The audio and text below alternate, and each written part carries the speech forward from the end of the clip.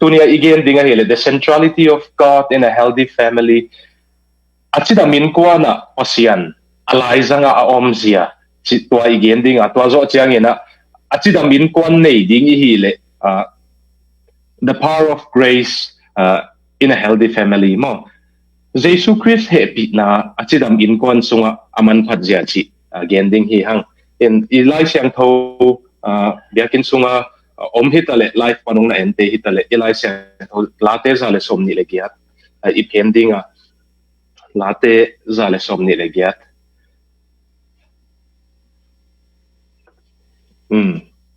imu tek ding ong lamen ka hi manina ken dong khat na late zale somni le giat dong khat na ong simningen dong khat na le ni na simningen na to zo chang ina ong ahil chian dan khat them khatung ge na to zo chang application izat na ding lama dena point ni ong gen te lut suk ding hi hang late zale somni le giat na dong khat na ong sim suk pa leng pasian alaw aza tak mi pen tu phanga hi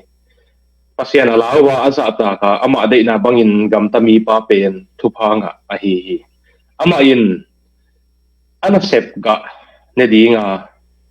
nopsak na tu pha pen ama in sunga om ding hi china to teng again zo chiangin ama sai na azia ding tu pha gen sokina to zo chiangina ata te pen olive kung olive dong hin hen bang dinga asaboy ki ma ata te tu ding chia Jewish te ngeina saboy ki ma juda te ngeina saboy ki ma tu saboy anne hom anglui hom chi pen in kona saboy ki hom thei chi pen tu pha pasien kyang panung pai tu pha in kon nuam sa te omzia hi chibangin juda ten anga isu ta hiya to bangina tu pha tom na gen sokin hilaya hi pen den chang na ong hil chian ningina to ong lut suk pa leng worship to tun sermon a lut suk pa leng wa bar loading a hi marina khat na lung simu ka prepare ka thoi khol na la hi khatong gen pak phot ningina ithugen to gi sailo tu apen tu I chidamin kwan hitale aikele keima ate ta te patta dingzia chi ko izakit tampiom aoma ahoi mama lungdam hoya aizo na tu nia khat konggen be nok pen siate kianga aikele khangno makai te kiang hitale polpimi nule pate kianga kongen no kongkut no khat pen no one leitunga gam secular ma te la ka khat teng na hi manuna pasian za tak na pasian mon na atom ma na te la ka khata ai hang atom pen bel hi zen lo america jong pasian I tampi ma om he chi bel thei ngena pasian I mi pil jong tampi om chi thei ai jong ina na sangin te na college te hongwa secular professor ten ai kele pasian za tak lo sang sia te ina itate lai hil ding ina to te pen ama ung khan khiat chiang una a value system thupia saku hoi lo chi penu asang sia te gen te tunga ong kinga dingina asang sia te una pasian omlo hi pasian pen hoi lo hi chi bang hongin nana hi leu to teng pen ma ongu pong swak pa dinga hi marin to bang te azak maun ai tile azak hi to hi le jang polpi na in I khang no te inaw pang te I hut na dingina to bang thu azak ding te wen polpi sunga zasak masain to te adon na hil holina college salud mau high school senior hi mau aikele naw pang hi layuna to bang ina question tom sam se ten amau lung sima pasian thu to ki to a hil thei ding te en hi bangong hil ding mo ai song ina adon na pen hi mo asangin sunga bel na bodon te kul ke asangin sunga bel na sang se pen na ki selfie te kul ke ai song ina nang na thei ding ina na sia penin hi pen again hangina athuman pen hi chi na dot na tom om thei ding te philosophical question scientific question tom alai siang to ki sai hitale thu tom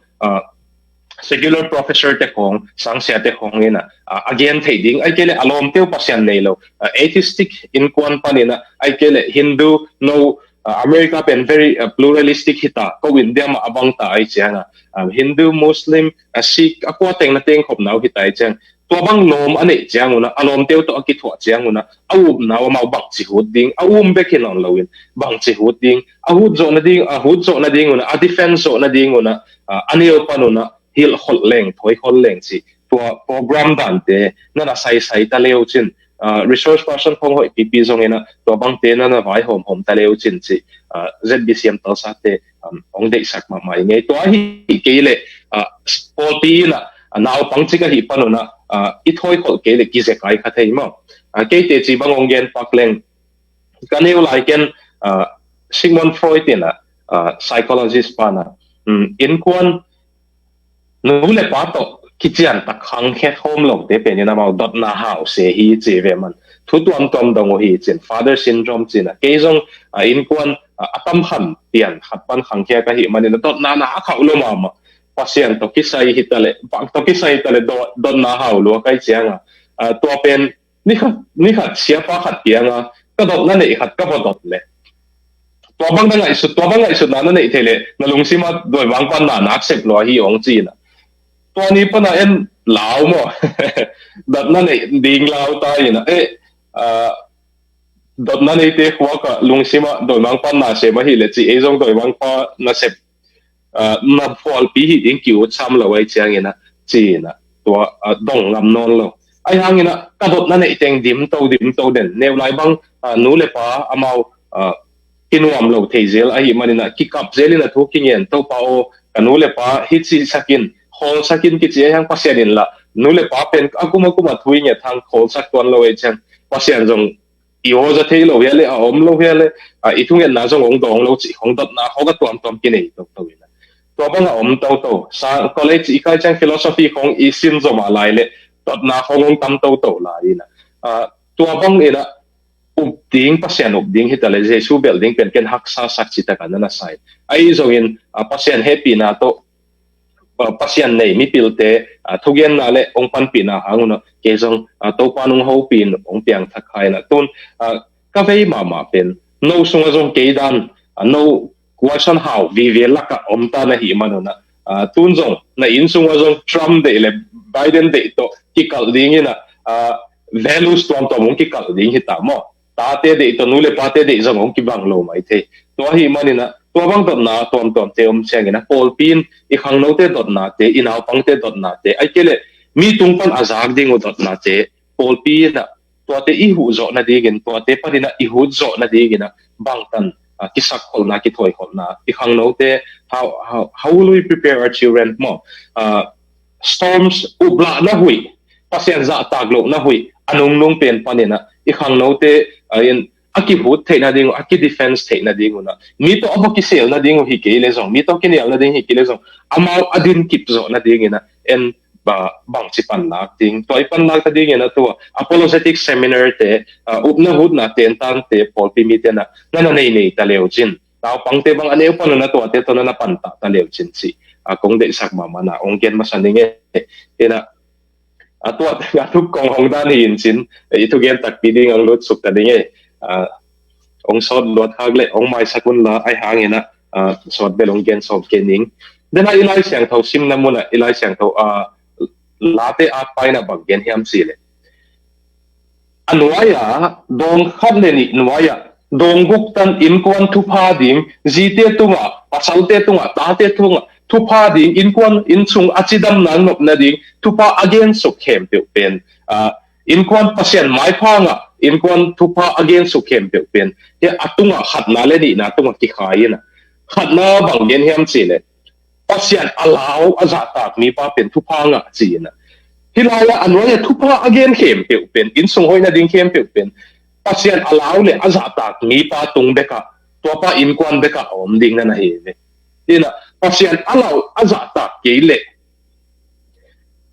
อินสุงะฮีอันว่าทุพาเกนเข้มเปียวผมเราดิ้งมั้งเกนเตนะดิ้งนะลาเตนะบัดสมนี่เลยทุ่มน้าจังตัวป้าเป็นตัวบางน้องจิงป้าเฮจินะอิสราเอลเตนะตัวป้าเป็นตัวบางน้องจิงป้าอาจิเจงเกนนับตักก็เป็นตัวป้าเป็นกักุมปีป้าอามาอากุมปีเตียวอาคิงเตียวเอ็มเปอเรอร์เตของอามาเป็นตัวจิงป้าเชฟฟาร์ดของอาจิวอีนะตัวลายเสียงโทลาเตนะบัดสมนี่เลยทุ่มพอควายนจังตัวป้าเป็นตัวบางน้องจิงป้าเฮียจิเจงเกนนับตักเป็นตัวป้าเป็นกักุมปีเฮียกุมปีป้าบางนะเกตุงะองงูเกตุงะป้าเฮียมันนะกังอาลเตโตอันกูองลุยคอมสักกัลูสะเท้าลวงเลตินองงัวอาจิเตของเป็น qualification qualified pen to te khem pe anga the da ding pen pasianin tu banga achin pa hi kul mo ba to ma banga jong hilaya ilai seng thawina thupa again khem pe pen inga the da ding ina pasian lao pasian za ta mi pa in sung minu in sung ta te in sung ong he ding hi hilaya pasian lao achi chiang ina Paul Hatina, pasien hidana lao ding mo, pasien gilo mo che thei zele. Hilaya again pen pasien gilo hi manila lao ding na hilawina. Hilaya again pen ei pen ni mo hi manina hoi pen ki chi lai takin jong alang khata hoi mama ki chi lai takin alang khata na thanem khathei zel. Sian thawi ki saglai takina Luis Palawina banggen hiam chile na Latin South America evangelist min thang mama Luis Palawina banggen hiam sile pasien siang tho na to ki sai game ding ina ka ki ha thoi ma lai tak sermon pe di ka ki ha sak khol ma lai tak ina kalung sima siang tho lo pen ngai sunang lut vat the hi khong ana chi ina e pen siang tho pen ki chi lai tak in zo pasien mai ki ching zo lo hi to pen to pa je sun athunget na Holy Father ro siang tho pa o achia athunget na to pa jesu hi ha to nong ki pel sak thele Holy Father achi pena to taka ta pasian pen siang tho lo ma hi manina ei mi siang tho lo ei mo nei ten ama inai chiang ina ama siang tho lua hi manina ki lau ki ding long je sen to mana Israelian book na simleu chen ama pen mi hawin kwan pan khang khia hi mi nuam sa in kwan pan le pumpi ki uk zo ma thupia ki sama ma aki kem zo ma sika ka pol pauleng sika na nei ma khathia ai so ngena pasian ong mu tak chiang siang tho ki sagna teng pen ong be na siang tho lo hi lam alei te pen thugina lo gen na hong jong na jang khai lam ki phokina ong ling long hi hilaya igen pen pasian gilaw hi manina law na hilawa pasian siang tho lo hi manina law zata ai so ngena siang tho siang tho very transcendent yet at the same time pasien pen mundane ma lew eminent ma lew bang hangyam sila ma pen siang tho bek hilowa ipa zonga di manina la za ta khwai la huai ni loi che ai la amanong ni loi che ipa hi zele che ki i ngau zel mo ki kala irony pen ti pen contrast hilawina contritis ina khanglo ti adinga pasien pen en ka emi sunga ka role model ka ette zong thu ka dot ka sia pau ko pol pi ki bang ka sia pau pa pau puina zem pau puina khat bei bang gen hiam chile Israel a ho na mual tung sinai mual tung a chi ha khat aka na ka lei bang tan hiam aka to khit chiang ina pasianin ongom pi na la te dim na bosunga la ka sain pasian nongom pi na pasian ka kianga ongom chi ka the chiang ina la chi takin ka lawin ai hang nop sak chi la tagla nuam ka sa chi mo law pasian na yong luai chang ama siang tho lo hi lam ki thei lo pasian siang tho lo chang law ki ta ai hang la pasian om pi la na nuam salwa hilaya thupanga ading in kuan zong pasian alaya om ding pasian law pasian zata pasian de lo na banga om khak ding pen bang chi za tai kum pi ki khel to ki khel su ki na bang chi za tai bang lo bang dan ki pi in bang thu khun ngom thak ki na kum pi da tua thu khun om ding chi ta le jong kum pi thu khun pen thu tuam ke le ka in kwan ten pasian kum pi sang lao zo pasian kum pi sang za tak zo ka hi manuna ko pasian de na banga om ding pasian maya ki niam hiat ding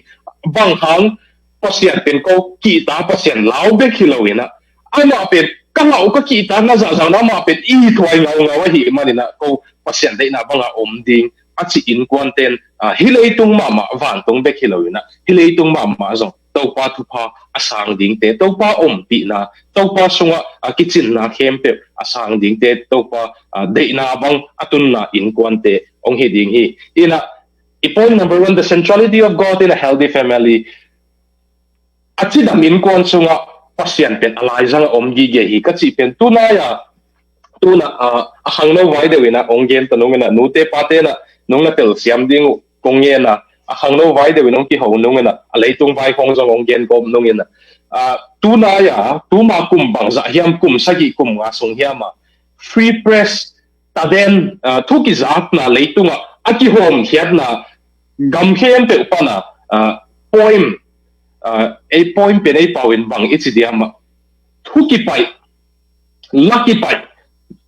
poem pen aki khwat tam pen w each poem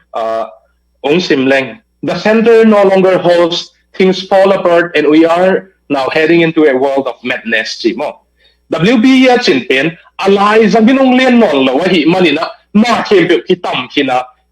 hai lam yin lo na lam manoi na mi khem pe ki hai hi we are heading into a world of madness achi pen to pen leitu ba free press om nagam khem pe wa tu ma kum sagi sunga editora aki khwat mun pen WB cha hi mo pe America be kilo leitum khem pe wa alai zang alen kip dingam non lo ai manina na khem pe tam chim ta hi tu na ya kalai busim ni thumong yen pak nei na Yuval Harari kichi Jewish pasian lo Jewish atheist Israel gama philosophers on hi historians on hi to pa lai buget homo sapiens kichi pen to a brief history of humankind mo to pen le to sequel to ki zoma agel homo theos pen to pen na simule Yuval Harari in bang yen hiam chile Judeo-Christian value Jew tele Christian lai siang tho value hangina ni tum gam hitale leitu hitale hitan akitung hiya ai zongina mi te ina pasien mangyang ta hi manin tua pau pa pen pasien lo yo atheist professor hati ai zongin leitugin pasien man swata ahi manina hat ve chiangin robot te ong pai to dinga robot te artificial intelligence te ong ha zo dinga leitung khem pe ong lamang chip ding hi leitung pen mi hing humankind sapiens khem pe pen be ding hi che Isaiah to pen mi pasien manghil ta hi manina pasien nei lo pana hat ve chiangin set ten artificial intelligence robot ten leitung khem pe la ding hi alang khata Europa Douglas Murray kichi pasien lo dang khat marina ama pen political critics social critics on hina the strange state of Europe kichi lai bu gelida to ta ka banggen hiam chile Douglas Murray na ama hipa pen gay hi ama ud banga nun tak na asang khati thuget na phok ding hete pol it na lab ding thuget na phok ding ongki khel the na dingu pasien kenga nget sak ding hi Douglas Murray na banggen hiam chile strange state of Europe pena Europina pasian hitan atun pen Europe te pen nidanga barbarians hiya mi thata ginawa gal asim simte ai zongina Zeisu hangin alungtang unemin Zeisu hangin khat bangin ungom khomena hitan atun pen Zeisu hiya hitan atun pen Christianity hiya ai zongina Europina to pa Zeisu manghil ta Christianity manghil ta hi manina Europe pen ki ke dinga seding hi chi lai bu gele to agel sotlowa Europa Brexit movement agamuk kek na ding movement political movement pen ungom mo lamdang mo kagen no pen pasian nei lo te nangonin hi leitung ni malun tag na be kilo inkwan nun tag na be kilo a leitung buple a Europe gam nangon pen pasian anei not keule kitam hamding seding chi a Christian te kilo atheist professor mipil te nangonin again pen tobang himokle in quan sung tek azong pasian ne keleng in quan nak tap khap sin che mo in quan nak siat sin che in quan pen nak chidam ke sin che chi ong ngai sunina to mana in quan chidam ding nei te pen pasian aza ta ka pasian a it in quan alai zanga ma khat pe amu dano a politics mu dano hitale asumson na mu zia hitale in quan ti vayog zia na khat pe pen no pen America te bang na child na pangkit na lo na thukun te pen na gam thukun te pen pol khat ahoy ma te hang pol khat ahoy lo zong mina tu French te philosopher Rousseau te khongina Rousseau pen aman ta bang za hiam khong nei ai zo aman kem nuam lo wai changa ama thada ai changa ama gina lo wai changa competen ata ta te akep the na ding khong aman lai khong gelina pabang lai khong Rousseau gel te pen Europe panong kisim suk to zo chiang in America hong azong tate kẹp na to ki saya thu kham hong om so ki na tua te thu kham gel te hong pen America hong Russo te gel te hong ai na ki zat ma hi ma de na tua bang kom kala thu kham tuam tom om deng vung ta le zong pasien nei te pen pasien thu kham pasien de la bang to ki tua ka nung ta ding tua te pen ong chi dam di pasien nei lo in kuan pen tun ong hak sa tek tek ding ki khen na ding pen tun America honga na ki khen chang sum tamaliao luan na ki khen na to ma hi zo ayang tun asumong kiam suk ding na to chang ki khen ding hong pen ong bai lam ma ding in kon ki tap khap ding hong pen ong bai lam ma ding na to pen alai zanga pasien ongom ke le in kon pen chidam ding pen ong hak sama ma ding he no America te statistic ong pe ke ning na den chang belo mi vom te America mi vom te ang pe ding den chang sia pan zong America te ong chi lo liang ong chi khaleu chin chine cham le ye mo na veng na kho veng te Europe te ong gen ning na 1960s pen leitung ading na ni tum gam te ding na revolution han ma ongom mun hi na America jong sexual revolution chi ongom mo Vietnam war to bang teng to omena 1960s kuma patina Europe ten pasien tai san ding chi ong han che mo he pasien tai san ding ong han che u chiang ina tu ni na Britain hwa pai leu chin za la ka som li naw pang piang pen kiteng na om lo naw pang piang hi na kiten na za la ka som nga pen nu le pa te pen ki khen nei ve divorce na yuna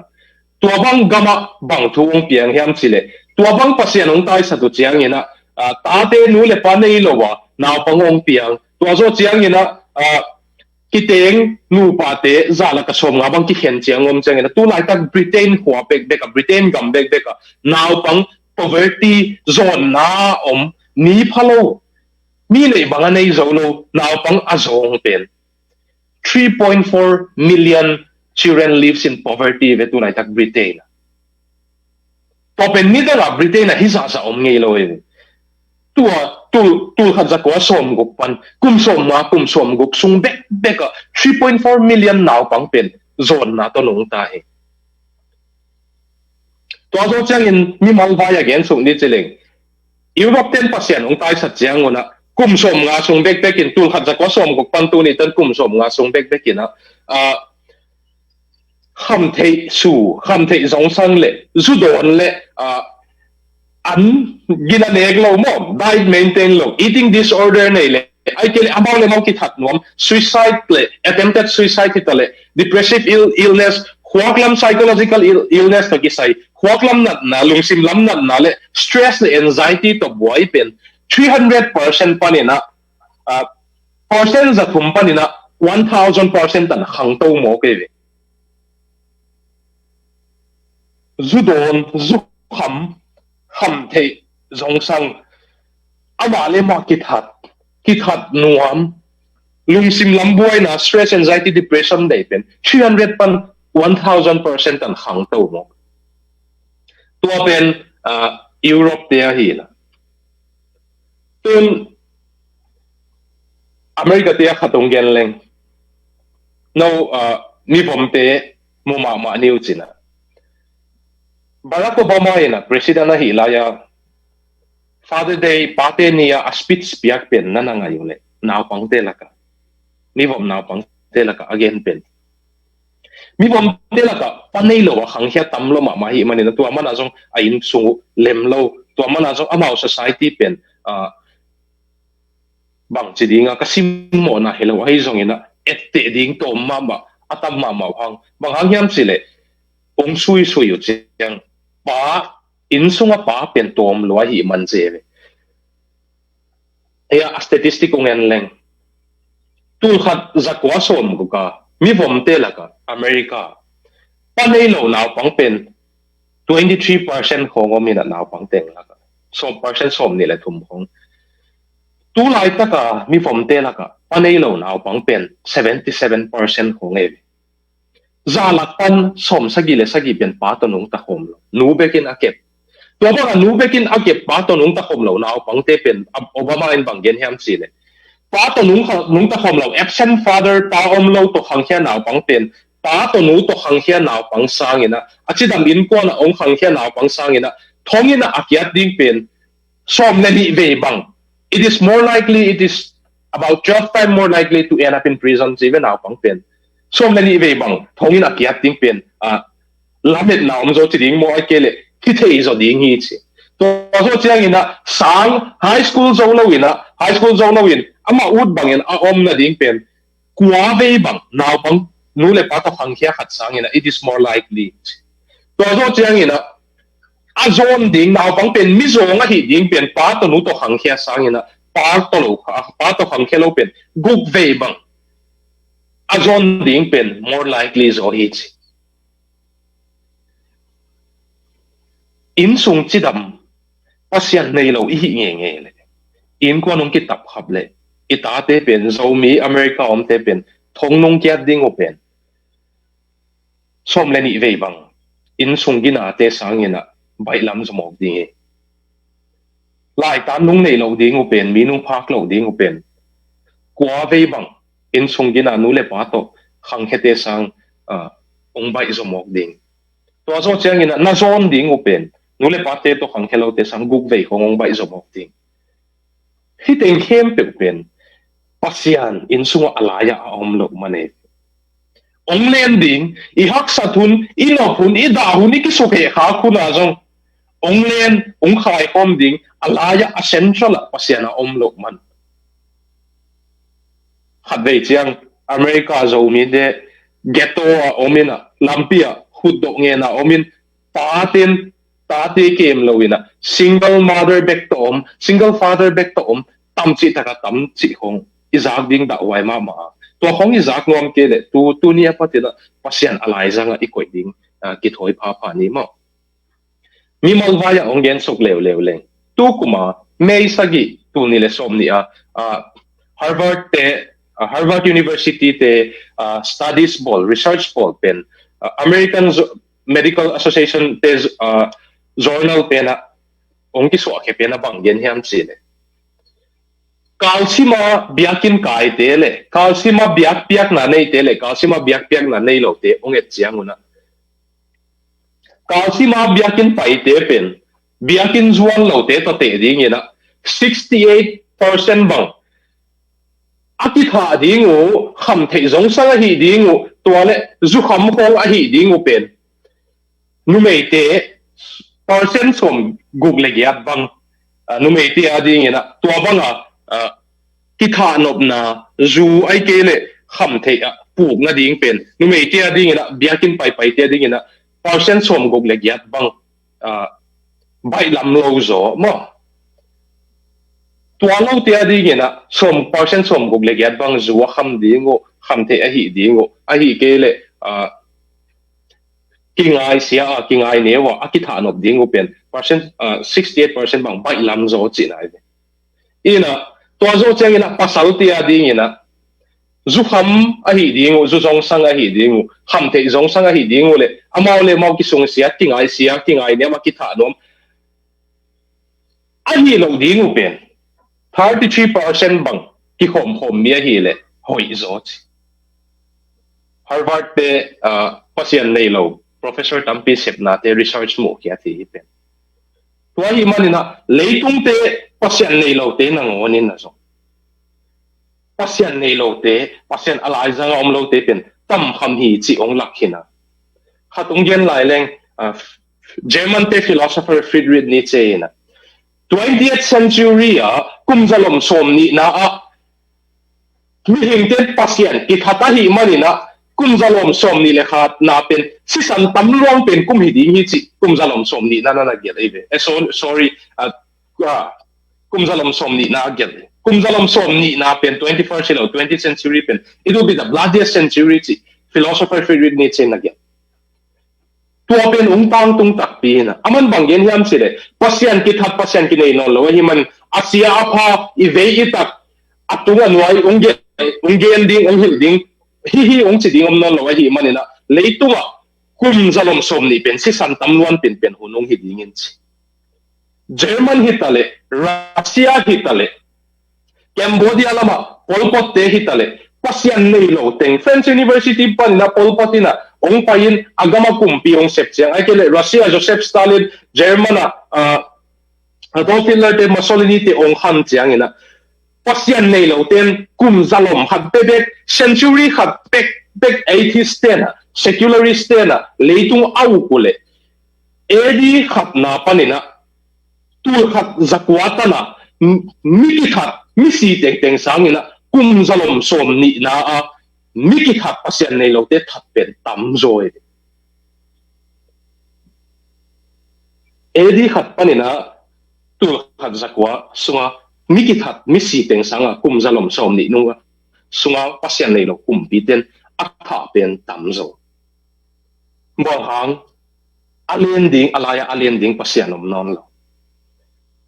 agi klo ya tum na lung nok de na dingu khatung gen ni Neil Ferguson in alai bo civilization chi pena bang gen ham chile atop na la mana simule ala adala top na la sa pian in alai bo pen sente Academy of Social Science a research siya khatuna professor khatina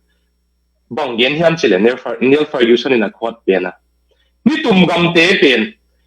ta thei di ngu kum zalom som lenga matana ni tum gam te sang sen te pen hang to zo ve chai na te hang to zo zong ha zo ai hang kum zalom som lenga khit chiawa patina ni tum gam ten sen te pen khup pletin pai kam to win liu sa to we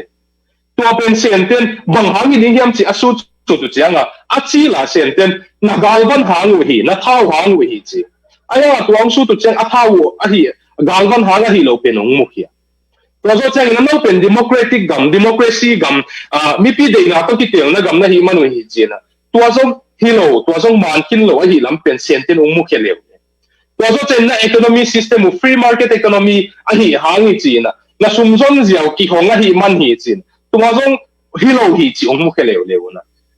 tua sente professor pana Academy of Social Sciences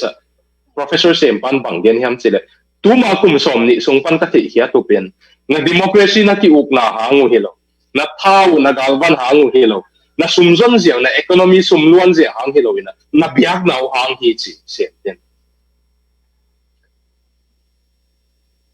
pasian nei in kwan pe pen achi le na hak sa phial le zong ong prosper leitung azong miten a eng leitung azong miten lamdang sak nok tuak asak in kwan te ong heve ve dinga pasian nei lo in kwan te pen damina leitung pen ilai siang thawin leitung le adeina te be ta chi ma bangin alai zanga pasian nei lo in kwan pen leitung be khilo in kwan sung nangon no mi ma sung nangon damina ong tum suk ong se suk ding hi to amana GK Chesterton in a banggen hiam chile for the Christian joy is central and sorrow is peripheral chi For the Christian, joy is central and sorrow is peripheral. But for the non-Christian, for the non-believer, sorrow is central and joy is peripheral. Zeisu nei te tapido te thuum te ding na lumbam na pen alai zang hiya da na ichi te pen anol hi. Ayang pasyan nei lo te ding na da na ichi pen alai hiya nok sang na ichi te pen anol teng hi chi. To man azong la puak la siam te en leuchin. Lady Gaga The Star is Born penapanggen yang sila. Tell me something boy sila pen mo. Hilay tunga, he more than world. Ama, nuam sama ama hita, mintang mama hita pen. He more than world hilay tung pen, kapsimta, haksa kasa si mo kay Lady Gaga ina. Eminem nangoni na, walk on water sila pen, ngangay leuchin. Kaya kay standard ka kiset na tanzong katungzo kay hihina. Kakitsimta, kakhuak suga, unki ho kele kay katskitsimta chi. Pasyan na ilaw tiya dingina. Da napin alay zang hiya. Nop sakbat napin apot hamiya izong pasyan na tiya dingina. Haksan na tung hunzongom. Da natin tung hunzongom. Ayang Zeisu sungan nuam na Zeisu ne na. Ayin ko nung kay kom Zeisu pen alay zang mahiman na. Apin lungdam na pen alay zang hiyan. Ida na te pen apot ham tuama na. Ida na ihaksan na igen te na tuam te na. Insung kaverenop law te na te na. Ong su se zolo. ong nok zo lo bang ang yam chile Zeisu alaya en nuam na alai zanga nei hi man mo ka point khan na ong hial ningen to zo point ni nang lut ningen hi bangina pasian alai zanga na nei ule dena konggen bangin na in kwanu selo ding be khilowina bangongom ding hiam chile na in sungwa dai na nop na ki tu to na ngom dinga bang hangongom thei ding hiam chile no pen tu lai tak immigrants fourth generation, second generation, third generation immigrants data in atua ni open. Tem tate na atua ni open. Atung masa iti dia mai ke nule tate to tate ngai sudjia pen ibang non. Tate pen honor and sharing culture zoom na le min siakhamkhual lau na gama hangkhia ina. Tuangi na traditional culture hangkhia ina. Tate na hat pepe pen ingin sung mai zum sakhanite nule pate mai zum sakhanite min dai sakhanite chi lambe de kan na ngai sun to to ki to ka pa pen thulei pen di hi hibang di hi chi na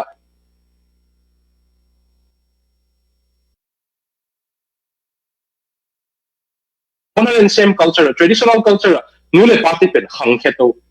ta te leo pen modern culture ong hang khia ai chianga Frozen la pena let it go chỉ biết mà Frozen movie pen trong en leo chin traditional culture pen mi te muna ki sel mi te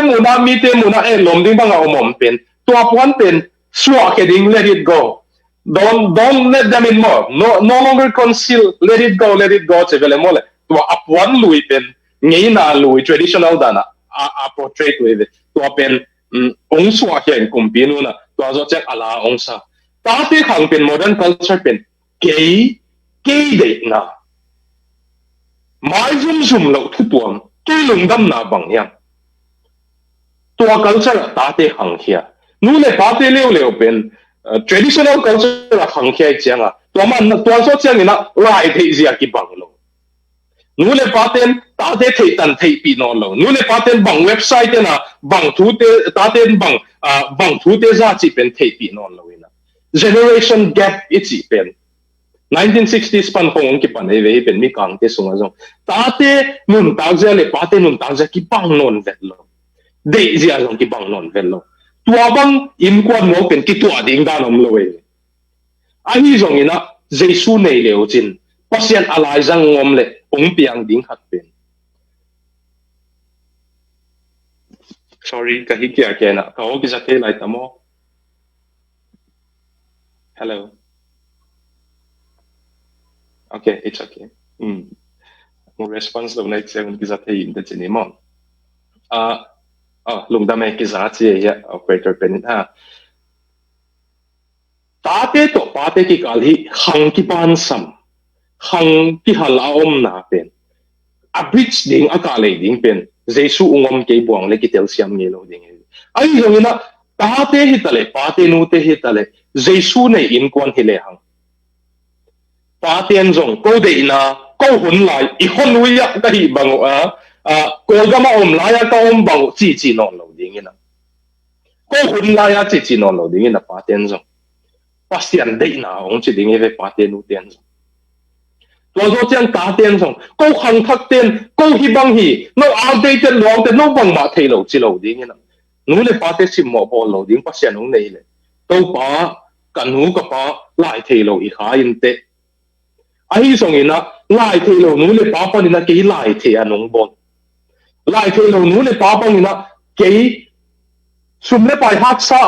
America bel nu le pa pa ni na ke tun sum le pai ne anong koi to pa long dam ka lu tang na de bang hiam chi ding ina nu le pa te jong to pa hi ta nung piak pen nun tang na de na bang hiam Australia te ke ka gen pen ong gen leng mi ta de hiểm tiêu dòng ta này thấy rồi India không dòng mi hao opi mi sung dòng mi hao tam pi tak IVF không bao hi som bang bang yam không hi som mai anh ấy thấy nhạt lâu dòng om về về nang pen lấy tung anh pian thác pen pasen amok na ông pian sakilo chance lo na nu ne da pa alu phop hak mana piang hello pasen na pian dinga de mana piang nei ve it is not a chance tua hi le nu le pan zong to pa o hi ka ta nong piak pen na nga hi ka it ma ding ka go ding an hong pia kia wang ding an de hiam nu le pan chi ding na ta ten jong to pa Asian America pen ta khatta immigrants khatta wang ding an hong piang sakhiam ta ten jong dong ding na pasien pen awa le ma ki tu kal lawai changa nu le pa te kyang again le ta te kyang again ong wang ding na ta ten jong pasien de na ma sa sak ding nu le pan jong pasien de na ma sa sak ding ai changa ani to ka lung ki hwala in kwa nong luang khom the ding tuan lo pa anu ten jong ko de dan chi ta te jong ko de dan na chi lai song teng pen ki to nam lo ding ai jong alai janga pasien om le nu pa nang de na hi lo ke de na hi lo pasien de na chi na pasien kyang kan ma sani mo chi ding mo tua ta ka ki to na ngom ding pasien ong ne chang un ta ten jong pasien in nu le pa te za ta ding chi hi manina a hoi manu hi lo asiam zo manai lo ta te nong sa ta ding nu le pa ten jong pasien na ne chang un ta te pen hon lu yom lai ba ki ko kum phang lo ding chin wa efesa bang ye na ta teu a he the na ding un bol ke un na ta teu na ji teu Zeisu in apol pe it bang na i ten mo Zeisu ala ya ongom phot le in kwan sunga ki to na ngoma chidam na ngom ding hi ka to gen sot lo tai ani na ong lo chung ning na den chang analu su pe om khaleu chin oi ni na ding ina ka slide ong en pang ning sorry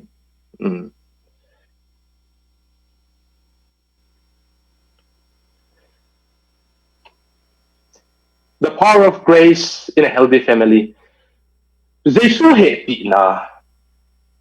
wang let na in kwan chidam na ding ina na in kwan wa chidam ding le na igen alai zanga pasien Zeisu ngom ding ani na pen Zeisu he pi na in sungu up ding hi Zeisu he pi na uk sak ke yule in kwan ni chi pen ni mo ngenom hop na i chianga hang no te na thapiat na statistic na simleu chen zinei lo pasang nei lo te sang zinei pasang nei te sot dam zo che statistic na empirical facts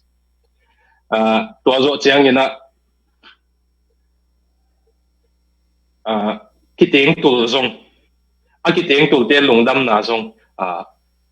about percent bang za ya mina ha zo chi hong mo to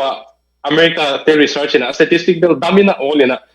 hundang khata gen ni na tunia ding na top in main focus lo man ayang khanglo te den chen pasang nei khel khaleng ji nei khel khaleng chi khong abwai ai kele anei ngam lo khong na mo le kong thapyak na mo tu na number 2 na Zeisu happy na in sunga ding in akichin na chi akisap na awang len na chi konggen ding in sung pen ni mo vi ve om khop na khat be mi khatin chia ken pol pi pen tua te kinalo tua te omina nuam sakeng tua bang popi sunga ong tua chi poti pen ki tua lo na tam lo ong chi na kena ma kya tam ma ke ding mo bang hang hiam chi le popi chi pen nang le ke bang a ching ta lo vi ve thanem na anei vi ve iom hop nai chiang ina popi pen imu thei popi pen a ching ta lo ma ding ka chi le ai ma ve mo ong chi ki kena im sung jong tua bang ma ai ta te jong mi mo nu le pa jong mi mo mi mo vi ve iom hop nai chiang na thei ding lai siang tho bang za tan sim leo chin zong leitung perfect family om lo e in kwan ching ta kom lo ai jong na in kwan nuam sa in kwan hoi ichi te pen abau aki mai sak na ki kha khe zo aki thei siam zo aki ki tu ki panta ki mai sak kui ma to te pa akal swan khom zo in kwan te beki ai zong ina pasien nei lo ten Zeisu happy na sang lo ten ni be thum dei mai sak zo khang te ai hang azi pe nu apasal pe nu ata pe nu thanem na nei de ke ai hi mu tin zo nge no za ching ta nge no hi chi ong thei kya chang wa and what comparable with him ke to ma te ma to khom thei hi non lo pasien to ki chiam na chi dom phok non lo ama to ka sexual life comparable ke nu palu kom na ama to ki tuak keng ai gele ta te ke dop na ama to ki tuak keng pang ki tua lo na te ngong pai ke zia ding e ching ta lo na te kalom pa khat gen dal le kalom nu nup selu ache mo ke mo akyang alum nom non keng chi mo ke kalom pa khatin weakness tom tom teng om pai ke ding na atop top na thuak zo non lo chi om thei ve ani song na ki mai sak ton tung zo na khan le khat ki tel siam ton tung zo na a em betas to tha ong pia isung lam pa ne to ong kwan ke sak ding pen pasien happy na nga te bek bek hi to anei zo ding hi secular world pasien za tak lo le tung khang sem ding ki hen ki ma phamo sak lo na ta ti lu che phamo sak lo na iki pa ma ong khang sem ding lai za e idin kip the nang khan le khat ki tel se mai ki zo nang pen pasien happy na in aten hum ni te bek ong hi ding hi leitunga Christian nam thum hongomena khatna te pen moralist te hi na ama wan ba thoi so ama ki chet zo mana pasien mai phanga isa alang khan lew lewa te pen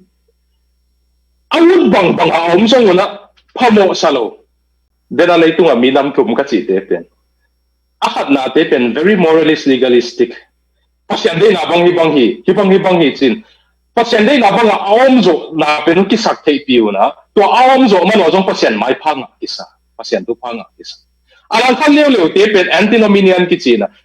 he pi na sunga om ta hang yu bang phamo lo hi mo grace after grace na pasien happy na pen kiswan pi ma man very laxity life awut bang anun tag na sa nanu ina ding khatong gen leng nung kumina December yana kalom pa khatina puan tampiong leina ko kaino ironing board puan no tina lampi kyanga ham the hi in chi anon lo nu le paten a hol khyat lampi kyanga om te pen Zeisu id na valak ding kama gen pe ma lo ding chi na ni tak changa sa phal bilai tak December ha jacket line amo ding puakin lampi kyanga vapiain mo vanesa pasien thu hil lo ding Zeisu id na bek valak ding chi ka payu pet to laya kum ni khong in chi anon lo lampi kyanga gyak mi pa khatina keizong kapian thak chi laya mo ong na chi pasien thu na hil som ina thu tuam ong na ge ne na ki ko pi lo ding ka chi leong dong ai changa ko ki ko mena piang thak tak ti lo wa hi lam Zeisu nei tak ti lo wa hi lam gen pin to zo dama ki ho ti to ina aman pen pasien happy na pen nana suang ma ina to pen awud bang te ka om ti awud bang a om na za khat te ni na agi na zo mana pasien mai pha tang ki sa khat pen awud bang om le jong pasien mai pha tang ki sa ai lai siang thawin Titus alian ni na titualian ni na bang gen ham che pasien happy na ong ki la ka mi te to gu phian na ong pia gu phian na inga na pasien mai pha to pa thu pa inga na kempe igina zo man hilo pa angyan te igina zo ding ile alang kha tai ha cha lang kha ta na ki thanem man zela ajong pasien happy na hang bek to gup na to pa thu pa kinga achi lai siang thawin chia to pe ni na zui zo mana tu pa nga ki sa te pen ne kiniam hiat sa ke alang khata abana sim suk leo chen ti tu alian ni na som le khat som le na sim leo chen tua pasien happy na ina hi le tung pasien phoglo le tunga pasien de na banga gam tak zo na ding om sin sakit chi le pasien happy na nei tak te pen to pa ka hoi zo mana na mai pha nga hi keng chi ki he nem kiniam hiat alang khata to pa na happy na to mo na azo leitung azo hin chi se mo no zong pasien happy na nei tak te na hi ole na zina ta teu ong ginal lo chiang na zina ta teu mo na ang bol khak chiang ong thanem khak chiang ona ong thanen mun ma chiang ona na lung tom hunu happy na be hunong tung tek dinga tua chianga singlam te en leo chin pasien tai san pasien nei lo nei na ki chi khit nuwa zo ma te na banga zui kim zo lo pa pen pasien happy na singlam te na mu chiang na ta te tel siam ding china na ji tel siam ding china na pa na nu agina lo pen tel siam ding china zu khamin wa kina wak suk to le zong I zo ding china kanu pasien happy na ta tu nong piang thak tai na pasien na sem ding kum ki pat chil ke na pang chik ka hi pan na kanu bek to mina kanu to ka pa ki henai che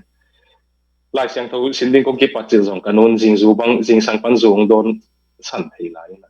lai siang thâu sa nge na khat be ka sia pau na nanu to ta ka zu khama lumin walao ong chi mi nong samei chi mo to la hian wala lup na tunga siang lup na tunga sia le na nu na lumin no ke sang ka ding pai ni pasian in ke zong amo kim lai ong i ta hi chi ka thei chiang ken kanon zuang don chan chan le zong i zo ke kanon zong pasian in thi ama zong khat be chang khiao thei tun ka pasian in kanung khel sakina tun kum li bang zu don non lo pasian po ka ngom ta mo to pa in min than na nga hen la pasian happy na tangte pasian sunga omte na midang te ki happy zo na zina ta happy zo mai sak zo ding china athanem ha ko jang mai sak zo ding china ki tong luan wa lo ding chino tua in sunga chidam naung pe ding Billy Graham tanu no na apasal ni ve na pen ane ding chiang ina apate no ten oil to pa na thei ngei zong hilo to ki mu pa pan chinwa to ki ten pi ding chi mo to ki thei pan chinwa chi phallo ami pa zong binalo ding hi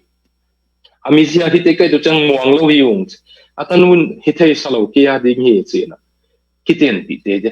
te de chang in to pa pen na ki na hello mi gilo thei khan na hi na ki khenun atanu chia ki zumbi pia chia ki kina apa le tunga pasien thugen min thang pen ama apa salni na to ki khena zumbi pia in chia ki apan munwam jong munwam no lo ding sa atanu no na apan na tai go na sal go na tong go ding sa ina chia ki kle ina tun ma lampia apan na do ni na mo to pa na apu so ma apan na khut na sa che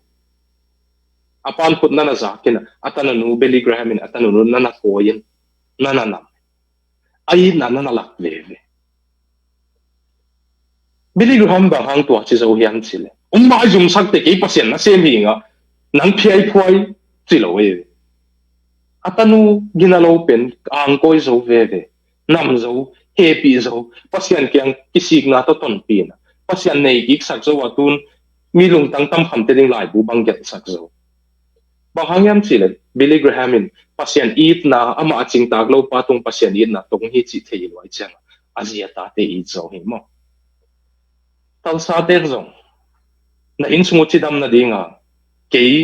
in kwan tam kham pani na ong khang heto pan lampi ka thei sun pen alai zanga pasien he pina to ko kaneu lai khong na chi thei ngai sumle pa ya zong nuam sa ngai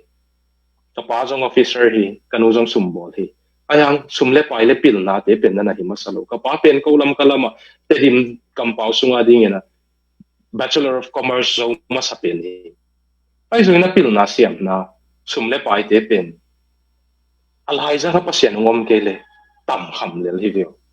stock market zong sethei le veo Silicon Valley zong sethei le veo pasien om ke le ai hang pasien in nei chiang alai zanga pasien ngom chiang pasien happy nai tang chiang khat le khat kitul siama athan em te ding khom ni han siam khom ni ki chi theya apu ku chiang kai tho thei aha na ding utha pe thei aha tu chiang lung dam pia khut beng thei mo pasien alai zanga ma happy na pasien happy na nana nei leo chin hit te gel wang in sung chidam na ding om tu an lo hi ka zo na ding ina Steven Pinker kichi Harvard te neuroscientist le philosopher pa hangau ten thengel new china leitung pasien nei lo pil kasak mi li lenga khongomina atheist te laka to te laka khata apila ka theipen Steven Pinker hina ken leitung mi pasien nei lo pil kasak te pen Tom Holland Douglas Murray Steven Pinker Bertrand Russell chi te khong hina pasien nei lo ding vet laka pil kasak Steven Pinker hina language instinct kichi alai bugel pena banggen hiam chi ken hiti ading khong pasena nei nang thu nang yen nge khang no de jong na atheist professor ti ading khong thu nang yen leo chin mo language instinct pena banggen hiam chi le man mi vom te pe ni dang ina America sila hi lai wana mi kang te na grammar om lo ina ho pi zelo ve tua kamal pen pe tua pau pen pigeon pau kichina PIDGIN pigeon pau kichina tua pen sila te ta te khang chiang a tua pigeon tao grammar om lo a tao ki zam pen ata te un grammar ung bul to mo na tua pen creoles ki chi mo a tua pau pen creoles pau ki chi sila po te na asila te wa ho pin a dinga grammar om lo azat te no sila te ta ten grammar ung that ung thua chen creole ki chin pau et lom ma khatong suwa ke eizong nimo pasen amai sak vi ve in kwan lam hom leng mai sak na nga mana mai sak na kha kheten in kwan lam hom leng mai sak na nga lawa mi mai sak lawa nung ta te sangina in kwan pong cha ta na et lom tam mo